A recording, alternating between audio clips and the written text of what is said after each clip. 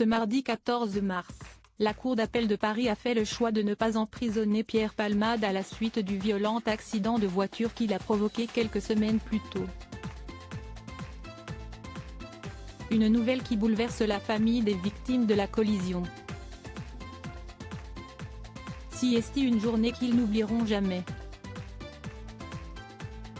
Le 10 février dernier, Pierre Palmade a provoqué un violent accident de voiture en Seine-et-Marne, non loin de son domicile. Sous l'emprise de la cocaïne au volant, le comédien a perdu le contrôle de son véhicule avant d'en percuter deux autres. Résultat, 3 blessés graves ont été pris en charge aux urgences, dont une femme de 27 ans qui a perdu le bébé qu'elle portait. Depuis, Pierre Palmade ne cesse de faire face à la justice pour répondre aux conséquences de ses actes. Il a d'ailleurs été mis en examen pour homicide et blessures involontaires. Le 27 février dernier, la Cour d'appel de Paris a aussi ordonné son placement en détention provisoire. Néanmoins, alors qu'il devait purger sa peine à Fresnes, l'ex-acolyte de Muriel Robin a finalement été placé sous écrou à l'hôpital du Kremlin-Bicêtre en raison de son état de santé suite à son AVC. Vendredi 10 mars dernier, l'affaire prend un nouveau tournant quand la chambre de l'instruction de la Cour d'appel de Paris a statué sur l'éventuel retour en détention provisoire de Pierre Palmade.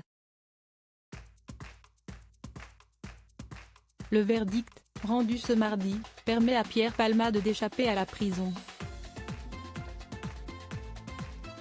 De quoi bouleverser la famille des victimes. Il pourrait être soigné en prison pour l'heure. Pierre Palmade ne peut pas quitter l'établissement hospitalier dans lequel il se trouve actuellement. Un fait qui ne manque pas de surprendre Yilmaz Yacout, le cousin de Yüksel, le père de famille blessé dans l'accident. La décision qui a été prise ce matin, vraiment, ça nous fait mal au cœur. Pierre Palmade est entré dans un paradis pour l'instant.